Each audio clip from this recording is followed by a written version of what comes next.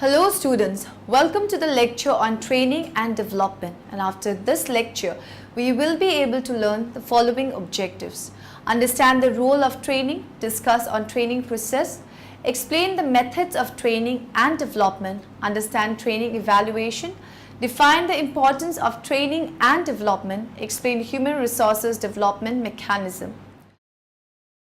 First of all, let me tell you the importance of training.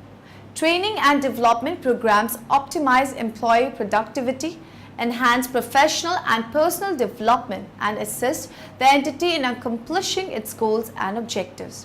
All entities strive for higher levels of organizational performance. The ongoing training and development of all employees plays a vital role in this quest for maximum efficiency and effectiveness. In fact, the process of training and developing human resources begins with new employee orientation and continues throughout the employee tenures with the entity. Rapidly changing legal, technological, economic, and sociological environments further dictate that employees possess the knowledge and skills required by new and more demanding assignments. The need for improved productivity has become universally accepted, and that it depends on efficient and effective training is not less apparent.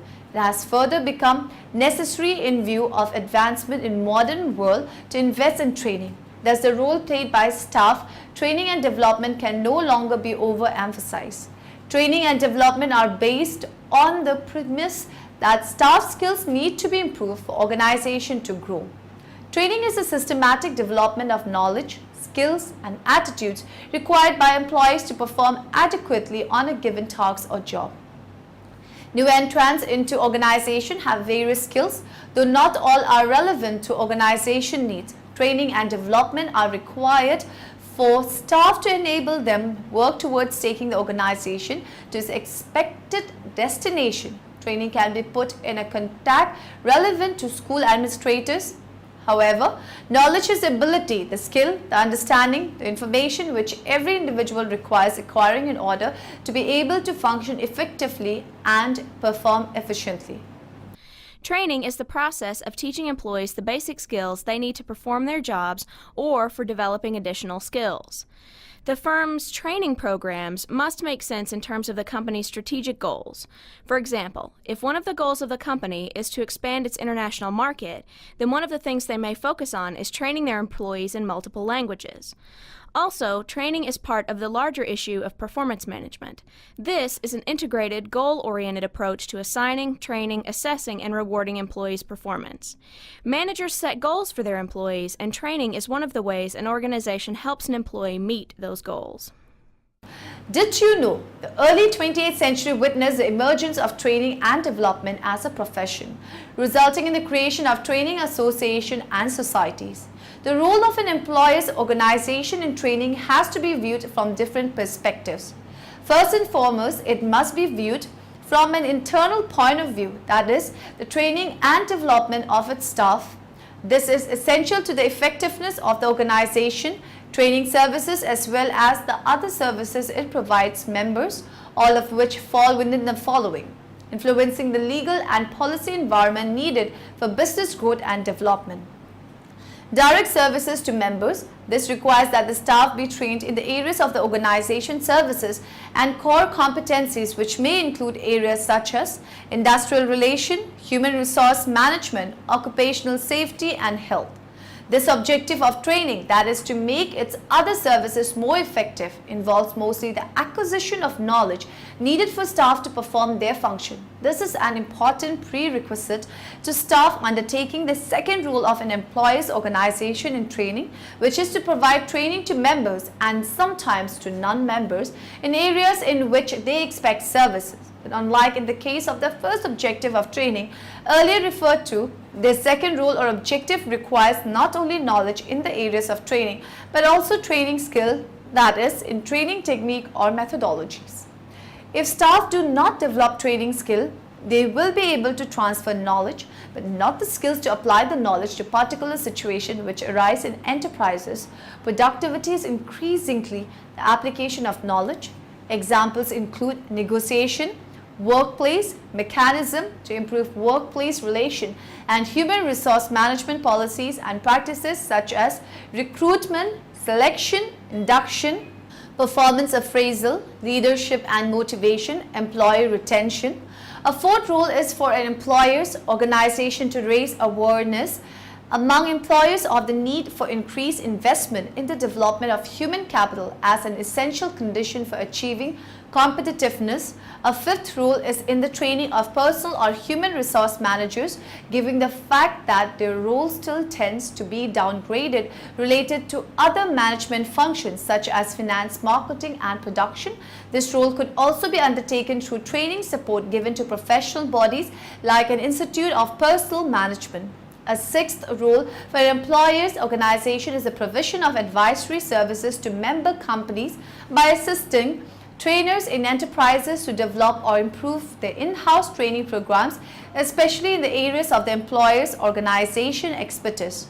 Upgrading the knowledge of company trainers, maintaining a directory of relevant training programs or courses. Seventh, an employer's organization should be able to influence the provision of training incentives to be offered to employers through the tax system or training levies. Numerous examples in countries abound which can provide useful ideas to employees' organization. 8th or 9th employers' organization could develop training material to be used by enterprises for in-house training. Training materials are important because they provide the means to educate learners. Many training materials are used to facilitate the learning process. These materials are normally selected by an instructional designer who understands adult learning and instructional design principles and methodologies.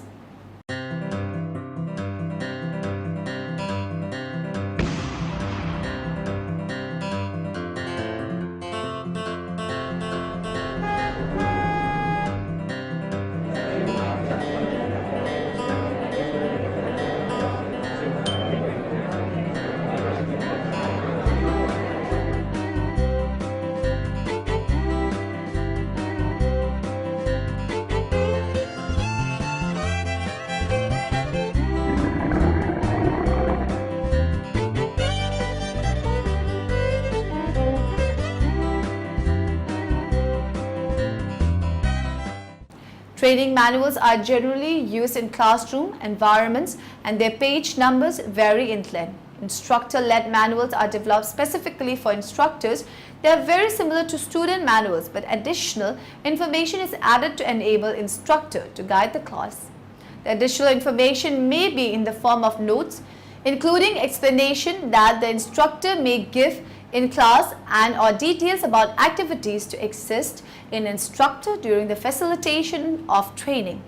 Job aids enable learners to have the right information at the right time, in the right format and in the right place. Job aids may be small boards that explain codes, methods for completing processes at work, or brief explanation of how a customer service representative should respond to a customer in a call center environment. Back to the basic, it all begins with overhead projectors and presentation conducted with Microsoft PowerPoint slides. These training materials are still used today, especially for large audiences. Additional training materials include items used to conduct training warm-ups and training activities such as flashcards, a ball or an egg for games of flip cards, blackboards, dry erase boards, paper clips, post-its, markers, colored pencil and glue. Students, now coming on to the next topic, let's discuss about the training process.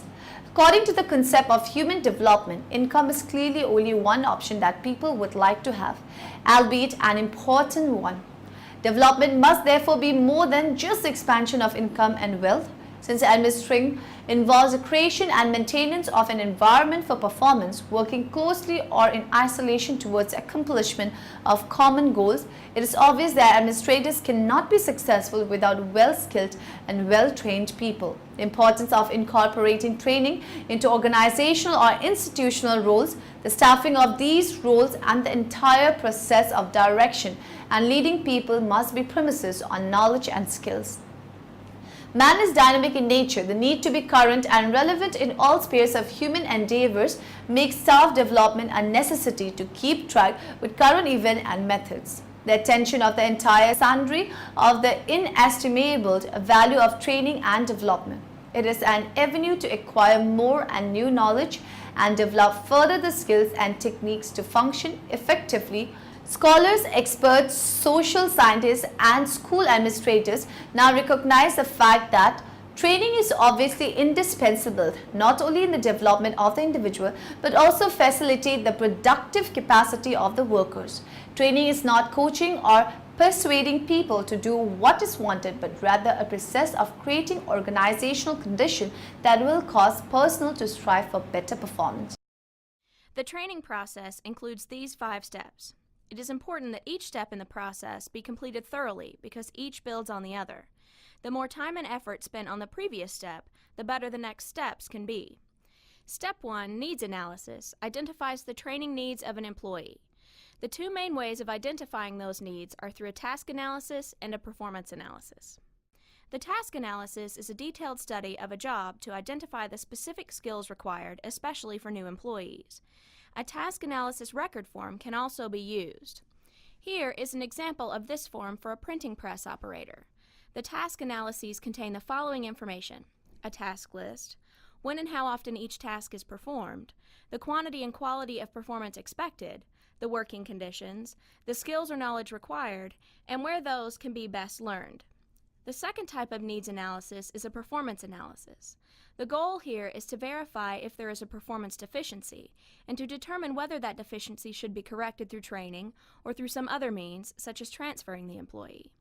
There are several methods that can be used to identify an employee's training needs, including 360-degree performance reviews, job-related performance data, observations by supervisors or other specialists, and tests of things like job knowledge and skills.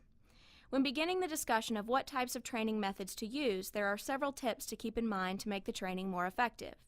First, the learning needs to be meaningful. Material that is meaningful is usually easier for trainees to understand and remember. For example, it is important at the start of training to provide a bird's-eye view of the material to be presented. It is also valuable to use a variety of familiar examples and to organize the information so it can be presented logically and in meaningful units. Second, it is imperative to design the training to make it easy for the skills being learned to transfer from the training site to the job site. This can be accomplished by maximizing the similarity between the training environment and the work situation, and by providing time for adequate practice. It is also important to provide a heads-up or some preparatory information that lets trainees know what problems or situations may occur on the job. Lastly, it is important to motivate the learner. This is easily done by defining for the learner why the training is important and how it will benefit them. People learn best by doing, so provide as much realistic practice as possible and allow them to learn at their own pace. Trainees also learn best when the trainers immediately reinforce correct responses. With this in mind, take a look at several different methods organizations can use when designing their training. I will not spend time discussing all of them, as you can read about them in your text, but understand that each method has advantages and disadvantages. Thus, depending on the situation, each method can be a valuable tool for teaching employees new skills and behaviors. Step 3 is the validation process. By now, the term validity should be a familiar one. We discussed this in great detail during the selection chapter when we talked about how organizations create valid selection measures for hiring new employees. In order to determine a training's validity, the company must test the training on a sample of employees to see if those who receive the training have better performance on the job than those who did not receive the training.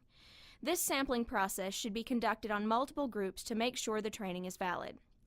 Implementation, step 4, is the easiest to do if all previous steps have been done well. Now we simply need to train the employees that need to learn this skill or behavior. It is important to schedule the training at a time when the employee is fresh and that the training is broken down into small segments to lower the chance of fatigue. Step 5, evaluating the training, is the most overlooked step. In many instances, organizations will spend a lot of time and resources on the first 4 steps and then completely forget about what is arguably the most important part of the training process. My point is that it makes no sense for organizations to spend hundreds or even tens of thousands of dollars on designing a training program to not have any proof that the training actually has proven results. As well as giving people new skills and knowledge and maintaining existing skills, training can increase people's confidence, confirm to people the value of what they are already doing, enable people to pass on new skills to colleagues in the workplace, raise general awareness, change people's attitudes, improve morale.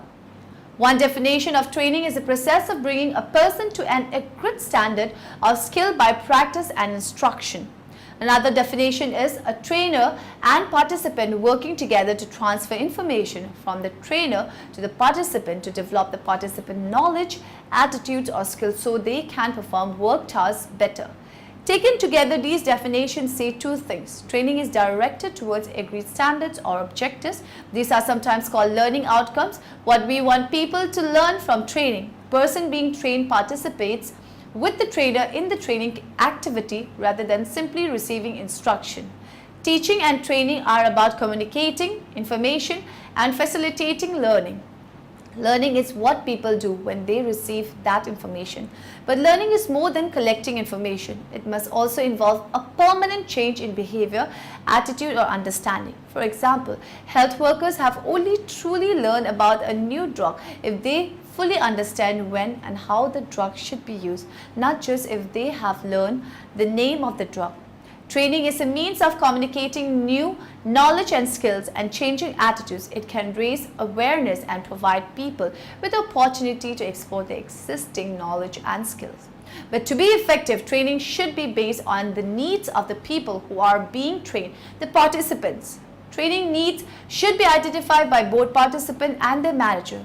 Training should not only meet the needs of people being trained, but should meet the needs of the organization or project they are working for and contribute to better services or standards for your service users. A training need is the gap between what somebody already knows and what they need to know to do their job or fulfill their role effectively. By identifying training needs, trainers can decide what the objective of the planned training should be. The first step in identifying training needs is to assess the current level of knowledge and skills of the participants. The second step is to clarify what skills, knowledge and attitudes people need to do their jobs or tasks. An assessment of training needs can be done in a number of ways. Questions need to be clear, specific and simple. Avoid closed questions, that is those having a yes or no answer, as these identify what people think they know rather than what they actually know. Questions should be geared towards finding out whether people have the skills and knowledge we think they need to do their jobs effectively. Group discussion with participants. These enable health workers to share comments and observation about what is happening in their workplaces and what skills they feel they may need. Training is an ongoing process. Participants need support and encouragement to use their new knowledge and skill in their work. Ideally, training programs should give participants the opportunity to give feedback on the training they have received and problems encountered in applying it in their everyday work.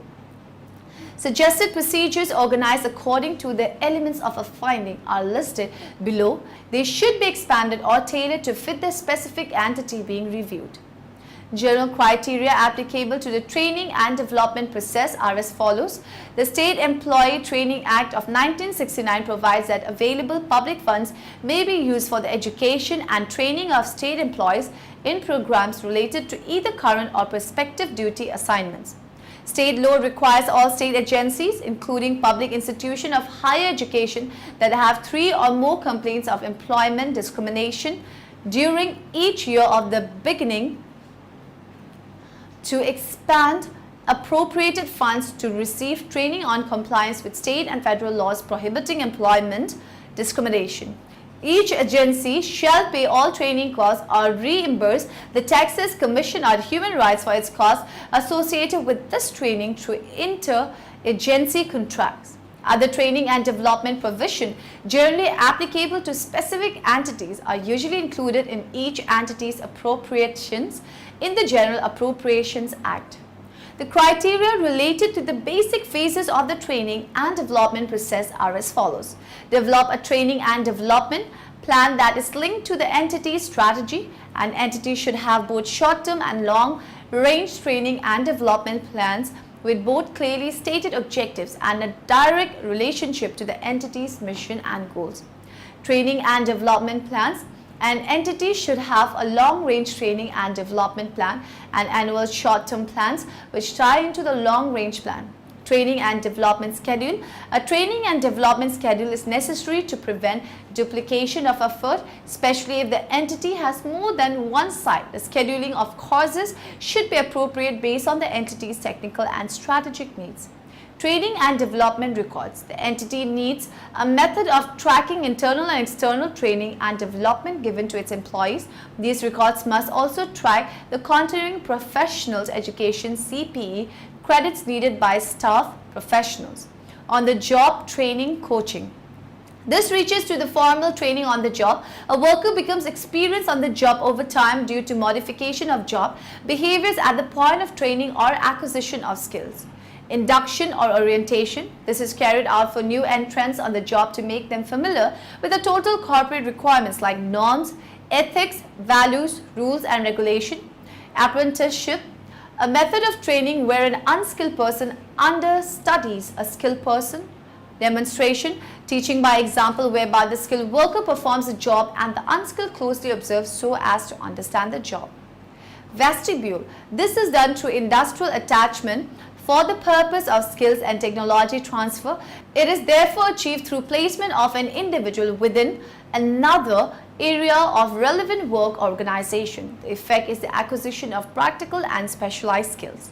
Understudy. This is good for succession planning. This allows for smooth transition of work when one officer leaves a scheduled organization. Job rotation. It is necessary for all workers to move from one schedule to the other within the same organization to allow for competence on all spheres of work. Self-development or self-assessment. Self-development means a personal desire to improve through an individual attempt to embark on study and practical explosive that are independent of an organization, role and contribution. Can anyone tell me what is training evaluation? The process of examining a training program is called training evaluation. Training evaluation checks whether training has had the desired effect. Training evaluation ensures that whether candidates are able to implement their learning in their respective workplaces or to their regular work routines. The main purposes of training evaluation are feedback. It helps in giving feedback to the candidates by defining the objectives and linking it to learning outcomes.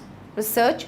It helps in ascertaining the relationship between acquired knowledge, transfer of knowledge at the workplace and training. Hello, my name is Cheryl. I worked with Jim and Wendy Kirkpatrick and several agency representatives to create the Training Evaluation Field Guide as a tool for federal agencies. This is Cassie. Cassie will be graphically facilitating for us today as I briefly talk to you about training evaluation in general and the Training Evaluation Field Guide specifically. Cassie and I work in the Training and Executive Development Group, or TED, at the Office of Personnel Management in Washington, D.C. Our group's mission is to design policy and programs to ensure the government's learning and development efforts support strategic human capital investments in leadership, knowledge, and talent management. In other words, we facilitate mission accomplishment. That's the job of training and development, to partner with other agencies and agency functions to ensure all employees have the capacity to meet and exceed stakeholders, customers, and the public's expectations. In order to meet these expectations, we must first know what they are, which is exactly where training evaluation begins. There are several legislative requirements for training evaluation, including Chapter 5 of the Code of Federal Regulations, Part 410. The CFR states that agencies must evaluate their training programs annually. This regulatory requirement was one of the main triggers for the Training Evaluation Field Guide. Other triggers were the Open Government Initiative, the necessity for cost-effective training solutions, and agency chief learning officers charged to collaborate and share ideas and best practices. So why evaluate? Because it's required? Yes, but that isn't the only reason. If you do not evaluate, you're going on a journey with no destination. Or as the famous Yogi Berra expressed it, if you don't know where you're going, chances are you will end up somewhere else. I don't know if he sounded like that, but I'm sure he didn't sound like this. In the federal government, we literally cannot afford to end up somewhere else. The field guide was created to be a paint-by-numbers bridge from the learning gap to the anticipated business result. The guide can be used by anyone responsible for training evaluation, even if they are not technically trainers. The field guide addresses critical steps like problem identification, discussions with those invested in the training outcome, seeing if the problem can be solved with training, and tracking progress along the way. Now, we know that there are several external factors that also contribute to the accomplishment of the business result, like supervisory support, the agency learning culture, and the learner's motivation. Nevertheless, training does have a 100% responsibility in fulfilling its role in facilitating mission accomplishment. We want users of the Training Evaluation Field Guide to move from questioning training's value to strengthening training's contribution. Training and development helps in optimizing the utilization of human resource that further helps the employee to achieve the organizational goals as well as their individual goals. Training and development helps to provide an opportunity and broad structure for the development of human resources, technical and behavioral skills in an organization. It also helps the employees in attaining personal growth. Training and development helps in increasing the job knowledge and skills of employees at each level. It helps to expand the horizons of human intellect and an overall personality of the employees. Training and development helps in increasing the productivity of the employees that helps the organization further to achieve its long-term goal. Training and development helps in inculcating the sense of teamwork, team spirit, and inter-team collaboration. It helps in inculcating the zeal to learn within the employees. Training and development helps to develop and improve the organizational health culture and effectiveness. It helps in creating the learning culture within the organization. Now, in the end, let us summarize what we have learned in this lecture. Training and development are based on the premise that staff skills need to be improved for organization to grow. The objective of training, that is to make its other services more effective, involves mostly the acquisition of knowledge needed for staff to perform their function. Training materials are important because they provide the means to educate learners. Job aids enable learners to have the right information at the right time, in the right format, and in the right place. Training and development needs may be identified through performance, evaluation, quality assurance, processes, or entity goals and objectives. Self-development means a person's desire to improve through an individual's attempt to embark on study and practical explosive that are independent of an organization, role, and contribution.